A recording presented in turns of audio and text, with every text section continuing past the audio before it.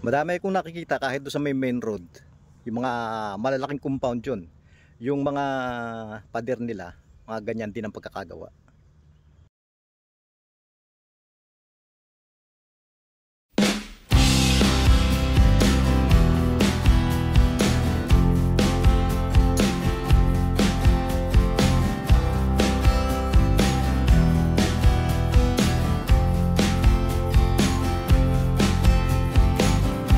Gom, sa Balker. Sa paano?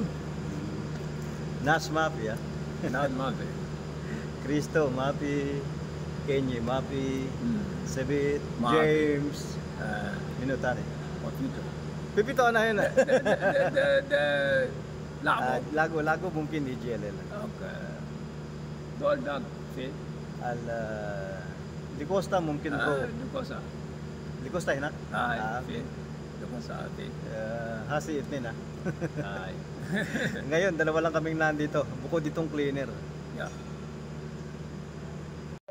Magandang araw mga kabayan. Sa mga video ko, napapansin nyo naman siguro na karamihan sa mga bahay dito, yung mga maliliit lang, mga mud house, gawa lang sa putik. Pero meron din naman mga gawa sa bato, sa semento. Pero madalang yon.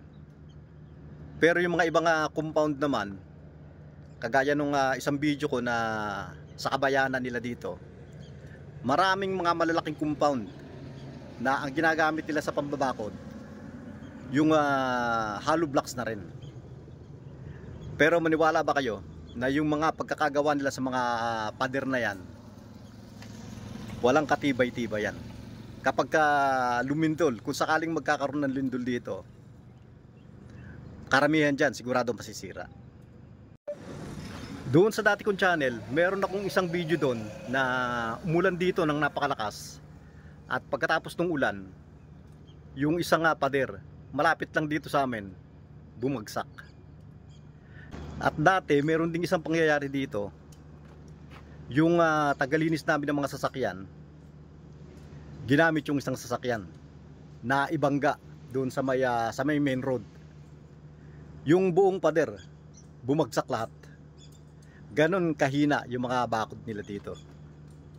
Sa atin, kapag nagpapagawa tayo ng mga bahay o kaya kahit ng pader para sa bakuran natin, sinisigurado natin na maraming mga bakal para matibay.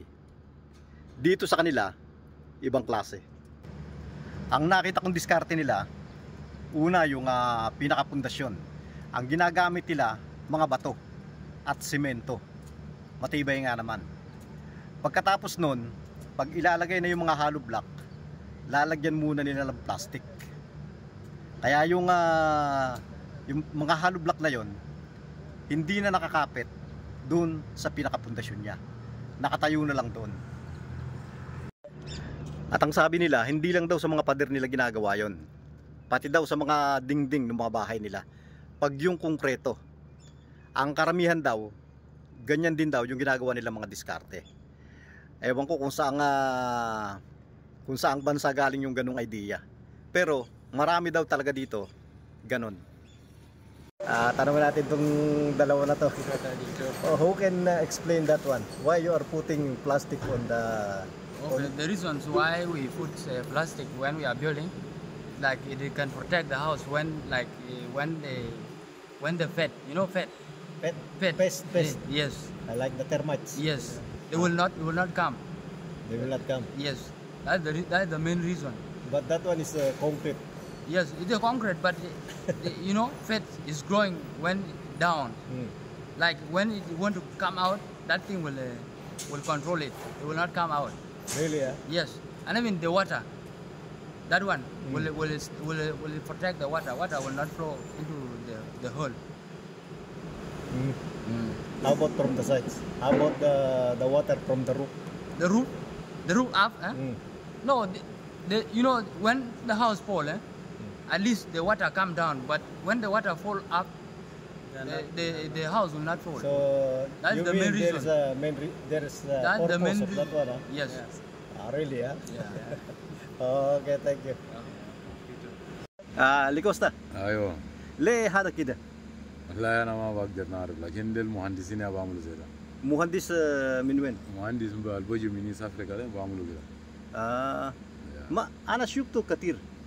حتى في جوبا، حتى في جوبا زادوا فيه. برضه في جوبا كده. في جوبا. لكن هذا كيف هذا ما بيمسك من تحت صح؟ هم بيقولوا قال بانجس المويه. المويه لما نجي باكل فوق يلا. لكن ما بيمسك تمام صح؟ والله عشان في كيس. في كيس لكن انا طبعا ده هنا تكنيكال بتاع زول انا ما اقدر نعرف. انا شفت كثير كده. مهندسين ده برا في ناس بعملوا بكيس وتانيين ما بعمل بكيس. لكن بكيس انا شايفه ده ما كويس. ما معروف كويس. لكن انا شايفه ما كويس. انا ما بربط. Shukran. Ganito yung sinasabi kong diskarte nila dito. Ano? Nilalagyan nila ng plastic bago nila ipinapatong yung mga hollow block. Kaya nasasabi ko na wala talagang tibay sa mga gawa nila na yan. Tingnan nyo yung loob. Wala ring palaman yan. Kahit bakal wala yan. Hindi naman daw lahat, pero madami daw yung gumagawa ng mga ganyan. Ang paniniwala nila, proteksyon daw yan para sa mga anay. Dahil dito sa lugar nila, napakarami talagang anay. Kaya sa ginagawa nila na yan, wala talagang tibay na aasahan dyan sa mga pader nila.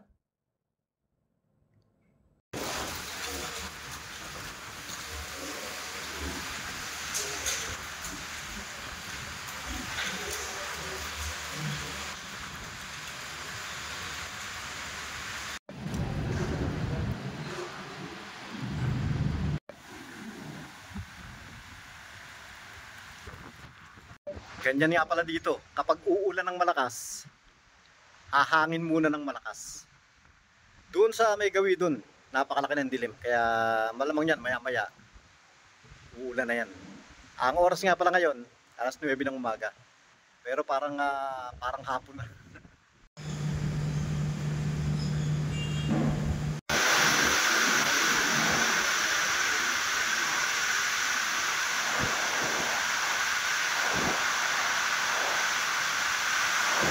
At yan lang po muna sa ngayon mga kabayan. Sana po nagustuhan nyo rin yung share ko ngayon. At salamat po sa mga laging nanonood na mga ina-upload ko.